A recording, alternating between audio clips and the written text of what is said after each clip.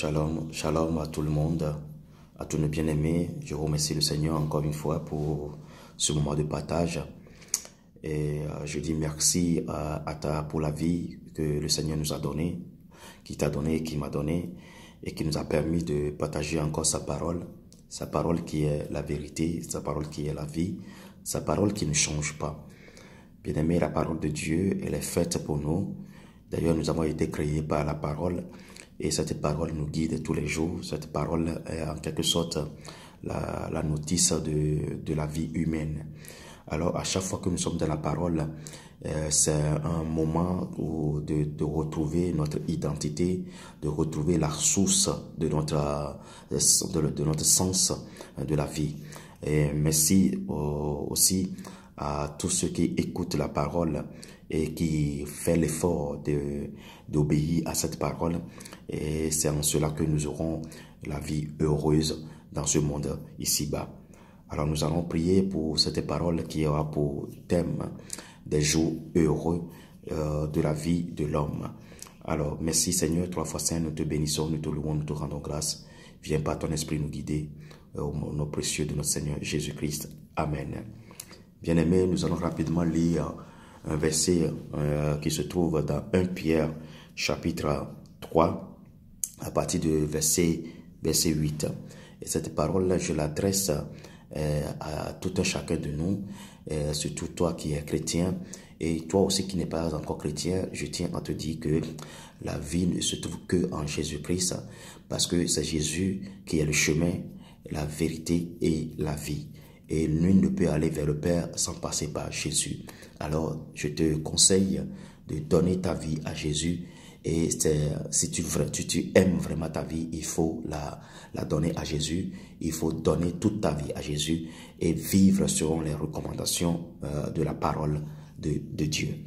Alors, lisons rapidement vers le verset 8. Enfin, soyez tous animés des mêmes pensées et des mêmes sentiments, pleins d'amour fraternel et de compassion, d'humilité. Alléluia. Verset 9. Ne rendez point le mal pour le mal ou injure pour injure. Bénissez au contraire, car c'est à cela que vous avez été appelés, afin d'hériter la bénédiction. Alléluia. Vous savez, dans la vie, ce qui nous rend souvent malheureux, c'est quand on est énervé, on est provoqué par les autres. Et la chose la plus difficile, c'est de rendre le bien pour le mal. Et souvent, dans l'attitude de l'homme, qu'il soit chrétien ou païen, quand on est blessé, quand on est provoqué, alors on a envie de se venger, on a envie de rendre le mal pour le mal, et pensant que le sentiment que nous avons, c'est que en faisant cela, on se sent mieux. On se sent mieux quand on me gifle, quand tu me gifles, que je te gifle, c'est comme si la douleur que tu m'as infligée en me giflant disparaît. Alors que ça ne disparaît pas, mais c'est ce qui nous vient tout de suite. Quand on m'insulte, moi aussi je vais t'insulter pour me débarrasser de cette douleur, pour me satisfaire que voilà, tu ne m'as pas gagné. Alors ici, la Bible nous conseille d'être animés d'abord de mêmes pensées, de mêmes sentiments, plein d'amour fraternel et de compassion, d'humilité. Alors il dit, ne rendez point le mal pour le mal. C'est très difficile. Oui, je reconnais que c'est très difficile si ce n'est que par l'Esprit de Dieu. C'est l'Esprit de Dieu qui nous aide. Si quelqu'un te fait du mal, c'est pas l'Esprit, c'est l'Esprit qui te conseille en ce moment-là. C'est l'Esprit qui te met à l'écart, qui t'apaise et qui te rappelle ce verset de ne pas rendre le mal pour le mal. Alors il nous a dit de bénir au contraire, car c'est à cela que nous avons été appelés. Nous sommes appelés à ne pas rendre le mal pour le mal, mais à rendre le bien à la place du mal. Parce que la personne qui nous fait du mal, En quelque sorte, cette personne est animée par un esprit malsain, un esprit qui veut nous tenter. Alors, des fois, nous disons, quand la personne agit comme ça, nous nous mettons en colère, et c'est dans la colère que nous prenons des décisions, et en prenant des décisions dans la colère, on agit toujours mal. Et en même temps, si tu es dans la colère, que tu ne prends pas de décision, c'est quelque chose qui nous ronge à l'intérieur. L'autre fois, j'ai lu quelque chose qui dit la colère, c'est une punition. Qu'une punition quand on s'afflige soi-même, on se donne soi-même une punition à cause de la faute commise par l'autre. Alors c'est ça, c'est ce qu'est la colère. Alors bien aimé, est-ce que si tu n'as pas commis une faute, est-ce qu'il est important de se punir à la place de l'autre? L'autre, il te met en colère, c'est lui qui a causé, qui a commis une faute, et toi tu te mets en colère. Alors ça devient une punition pour toi, une punition que tu t'affliges toi-même à toi-même, et à cause de la faute que l'autre a commise. Alors, c'est vrai que ça peut arriver, mais quand nous allons tourner les choses dans ce sens-là, que non, c'est lui qui a fait une bêtise, c'est lui qui a commis une faute, alors moi, je ne vais pas me punir à sa place. Non, parce que c'est pas moi qui ai commis la faute, je ne vais pas me punir. Mais quand tu te mets en colère, tu es irrité, tu es en colère, tu t'es énervé, ton cœur te fait mal, ta santé est en jeu, et alors en ce moment-là, c'est une punition que toi-même tu t'affliges à cause de l'erreur que l'autre a fait. C'est pourquoi vite la colère arrive. La Bible nous dit qu'il ne faut pas laisser le temps à la colère de rester dans notre cœur, parce que ça ne porte pas du bien. Même la décision que nous allons prendre dans la colère n'a jamais été une bonne décision. Que le Seigneur nous accompagne, que le Seigneur nous aide à tourner les choses dans ce sens-là, que je ne veux pas me punir à cause de l'erreur que l'autre a fait. La punition là, c'est la colère que nous nous affligeons nous-mêmes. Alors, il a dit ici de ne pas rendre le mal pour le mal, mais de bénir au contraire, que parce que c'est pour cela que nous sommes appelés. Alors, si nous sommes appelés par l'Esprit de Dieu, et nous devons toujours demander l'aide de l'Esprit, et c'est l'aide de l'Esprit, c'est l'Esprit qui va nous aider à ne pas rendre le mal pour le mal, mais plutôt de bénir la personne qui nous fait mal. Souvent, je dis ceci: si quelqu'un ne t'aime pas et qui te fait mal, c'est que cette personne est pauvre en amour. Alors si toi tu es riche en amour, tu comprends ce que c'est que l'amour fraternel, comment aimer, comment donner, comment aider les autres. La personne qui te met en colère, il faut plutôt l'aider par ton amour. Il faut l'appeler, il faut calmement lui montrer des choses. Des fois, ceux qui nous font mal, ils ne le font pas exprès. C'est parce qu'ils n'ont pas ce côté en eux.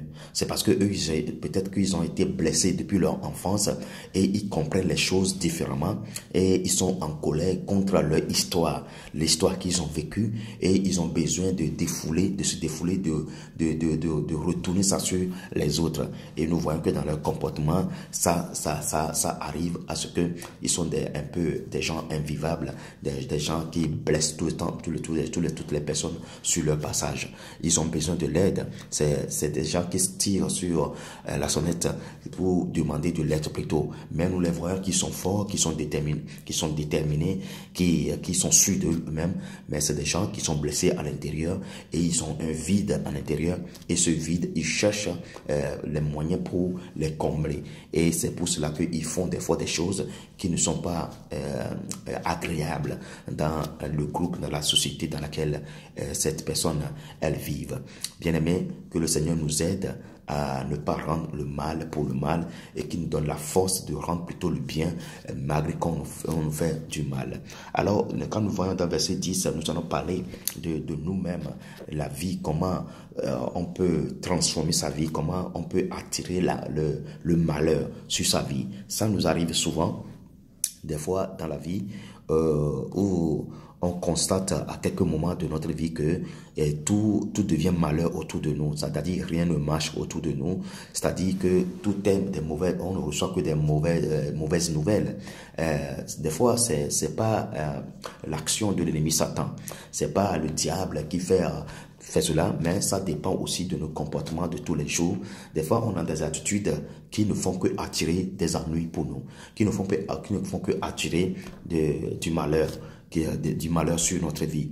Et nous allons voir que pendant un moment de notre vie, on constate que non, ces derniers temps, je ne reçois que de mauvaises nouvelles. Il n'y a que des choses, des malheurs qui m'arrivent. Mais ce n'est pas des malheurs qui vont t'enlever la vie, qui vont te tuer tout de suite, mais qui te mettent mal à l'aise. C'est des mauvaises nouvelles qui ne te donnent pas la joie. Hein. Le premier jour, tu as annoncé que tu as eu ce problème. Le deuxième jour, c'est le problème au boulot. Le troisième jour, c'est le problème avec ton conjoint, mais avec ta conjointe. Quatrième jour, c'est le problème avec ton ami, ton meilleur ami. Cinquième jour, c'est que ta maison, il y a eu un problème d'incendie. Sixième jour, c'est-à-dire les problèmes se suivent. Des fois, si on traverse des choses comme ça, si des choses comme ça nous arrivent, bien aimé, il faut des fois que nous ressaisissons et que nous voyons autour de nous quelle façon nous vivons, qu'est-ce que nous avons fait ces derniers temps, quel comportement avons-nous eu pendant ces derniers moments avant que ces choses ne nous arrivent. Parce que c'est des fois, c'est nous-mêmes qui attirons ces malheurs sans le savoir, c'est vrai, sans le savoir. Parce que tout est à payer. Il y a toute chose à son prix. Des fois, on a des comportements à l'égard de certaines personnes parce qu'on ne les aime pas, leur tête ne plaise pas, ou on fait des faux témoignages, ou bien on les aime pas. Ça fait qu'il y a quelques malheurs qui nous arrivent, mais on ne peut pas tout de suite faire le lien. Parce que il n'y a pas de lien physiquement parlant, charnellement, en voyant la chose, il n'y a pas de lien. Mais spirituellement, il y a un lien. Vous voyez, des fois, il y a quelqu'un avec qui tu ne t'attends pas ou tu cherches à le nuire. Hein, tu ne l'aimes pas parce que tu sens qu'il ne t'aime pas ou bien sa tête ne te plaît pas. Mais tu vas voir que de l'autre côté de ta vie, il y aura des malheurs qui vont t'arriver parce que tu as fait un témoignage contre quelqu'un, un faux témoignage contre quelqu'un, parce que tu t'es mal comporté à l'égard de quelqu'un, d'un camarade de classe, d'un collègue, d'une collègue, tu t'es comporté mal et tu vas voir ta vie privée de l'autre côté, il va y avoir des choses qui vont t'arriver, mais tu ne pourras pas faire le lien que c'est parce que je me suis mal comporté avec cette personne, ces derniers moments, que dans ma vie privée, ces choses m'arrivent. On dit, il n'y a pas de rapport. Mais laissez-moi vous dire que c'est tout un ensemble. Il y a du rapport, mais des rapports spirituels. Ça change notre atmosphère. Des fois, on est dans le bonheur, on vit dans le bonheur, l'atmosphère est remplie de bonheur. Et à un moment donné, notre atmosphère change subitement et on ne reçoit que des mauvaises choses. Nos enfants, nos amis, les choses autour de nous ne vont pas bien. Bien aimé, lisons ceci. Toujours 1 Pierre 3, verset 10. Si quelqu'un, la Bible dit, si quelqu'un en effet veut aimer la vie et voir les jours heureux, qu'il préserve sa langue du mal et ses lèvres des paroles trompeuses. Alléluia, c'est la Bible qui le dit. Est-ce que si quelqu'un en effet veut aimer sa vie et voir les jours heureux, il dit qu'il préserve sa langue, surtout la langue, celle-là. Bien aimé, la langue peut nous créer des problèmes. La Bible dit que ce que nous mangeons ne nous tue pas, mais c'est ce que nous vomissons qui tue. Hein? C'est ce qu'on vomit qui nous tue. Donc, vous savez, on fait allusion à la langue. La langue, c'est quelque chose qui a en sa main des bénédictions et des malédictions. Ça dépend de la façon dont on l'utilise. C'est pourquoi d'ailleurs Dieu l'a créé. Il a mis comme des grilles les dents, les 32 dents pour l'enfermer. Et comme deux grandes portes, comme les lèvres pour encore fermer là-dessus. Mais malgré ça, la langue trouve les moyens à ouvrir ces 32 grilles et sortir et à ouvrir les deux lèvres qui sont les grandes portes et sortir et nous créer des problèmes. Donc nous devons vraiment apprendre à utiliser cette langue. Il a dit que de préserver sa langue contre le mal. Des fois, on dit des choses, on croit que ça n'a pas de conséquences, on dit des choses sur la vie des autres, ou bien on dit des choses sur la vie de certaines personnes qui sont autour de nous. Nous donnons des fois nos opinions, et c'est des opinions qui nous créent des problèmes. Charnellement comme ça, Tu ne vois pas le problème, mais le fait que tu as dit ça, ça transforme l'atmosphère de ta vie. Et ça amène que des malheurs sur notre vie. Et tantôt, on tombe dans des problèmes, des successions de problèmes. Et on ne sait pas, on ne s'en rend pas compte que c'est à cause de la manière dont nous parlons qui nous fait des choses comme ça. Alors, bien aimé, il a dit que de préserver nos lèvres des paroles trompeuses, parce qu'on dit des choses des fois sans vérifier que c'est une vérité, parce que par émotion, par sentiment, on donne des raisons, on dit des choses sans savoir la source du problème, mais on donne des opinions. Ces opinions que tu as données, ça peut détruire la vie de quelqu'un, ça peut bouleverser la vie de quelqu'un, ça peut rendre quelqu'un malheureux, et quand la personne va commencer par pleurer, quand la personne va commencer par avoir mal à l'intérieur de lui et dire des choses, là, nous subissons les conséquences des fois. Alors que ce problème ne nous concernait pas. Jusqu'on a donné un faux témoignage sur cette personne. Juste parce qu'on a dit des choses qui ne sont pas bien. Jusqu'on n'a pas les éléments nécessaires, mais on a jugé la personne. Et quand la personne se sent malheureuse, alors en ce moment, nous subissons les choses autrement, sans savoir qu'à cause de ce que je vais dire à mon collègue, à cause du comportement, derrière même, des fois même, on parle derrière les gens. Bien aimé, je vais vous dire une chose, on peut parler derrière tout le monde, on peut parler derrière les gens, mais ce n'est pas derrière tout le monde qu'on peut parler.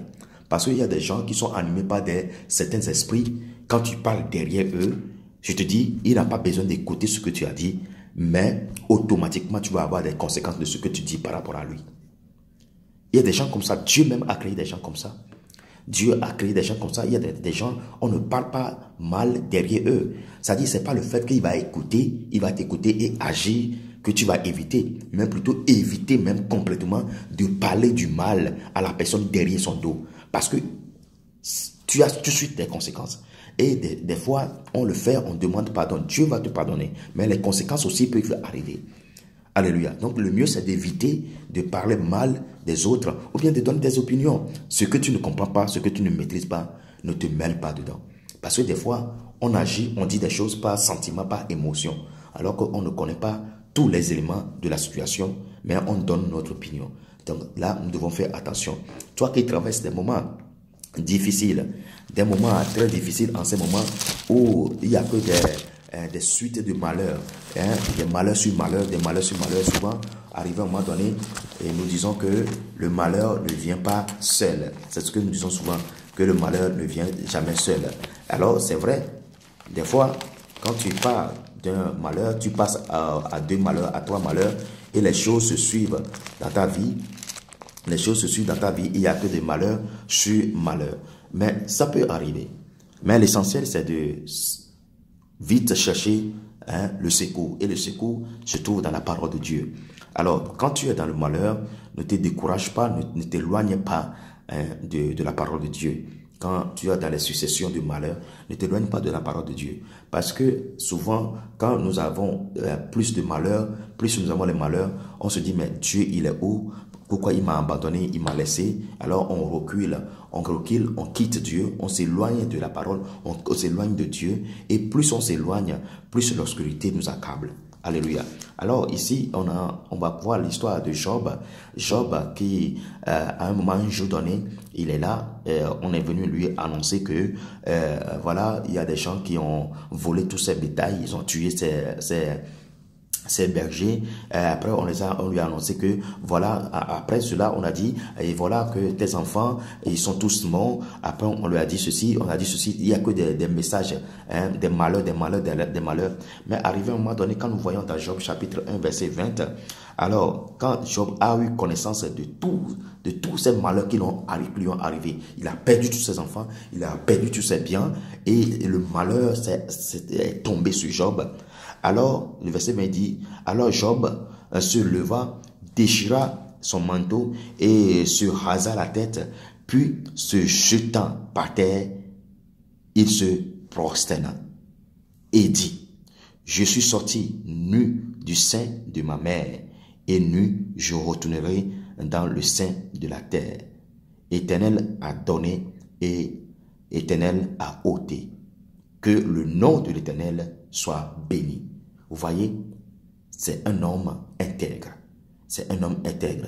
Malgré tout les messages, les mauvaises nouvelles qu'il a eues, il s'est levé, il a déchiré son manteau par la colère qu'il a reçue. Et il a rasé ta tête. Mais après cela, il a dit non. Il ne s'est pas éloigné de Dieu. Il s'est prosterné devant Dieu. Il a dit, il est né nu, il va partir nu. Éternel Dieu a donné tous ses biens et Dieu même a autorisé que tous ses biens soient enlevés. Mais que le nom de l'Éternel soit béni. Même dans le malheur, Job a béni l'Éternel. Bien-aimé, c'est un exemple que nous devons suivre. Et il suffit que nous, aujourd'hui, un malheur nous arrive, ou bien deux malheurs nous arrivent, et on s'énerve contre Dieu, on s'éloigne de Dieu, et on commence par maudire Dieu.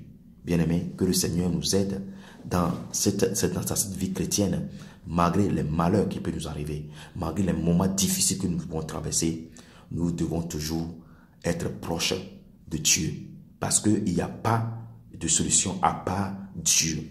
Il y a nulle personne ne peut nous donner, ne peut nous aider à part Dieu. Bien-aimés, approchons-nous de Dieu même dans le malheur. Bénissons l'Éternel même dans le malheur. Et c'est en cela que nous allons avoir les solutions. Il a dit dans sa parole, puisqu'il m'aime, je le délivrerai. Alléluia. C'est Dieu qui l'a dit dans sa parole quand nous voyons dans Psaume chapitre 91, verset 14, il dit ceci, puisqu'il m'aime, je le délivrerai, je le protégerai puisqu'il connaît mon nom. Il m'invoquera et je lui répondrai. Je serai avec lui dans la détresse, je le délivrerai et je le glorifierai. Je le rassasierai de longs jours et je lui ferai voir mon salut. C'est ce qu'il a dit. Donc, même dans la détresse, Dieu a dit, dans la détresse, il est avec nous, qui va nous délivrer, il va nous glorifier. Mais si nous éloignons de Dieu, dans la détresse, nous nous éloignons de Dieu. Comment il peut nous délivrer? Comment il peut nous glorifier? Bien-aimés, bénissons l'Éternel, même dans les moments difficiles. Disons merci, car toute chose concourt au bien de ceux qui aiment Dieu. Soyez bénis au nom de notre Seigneur Jésus-Christ. Amen. Shalom, shalom, shalom.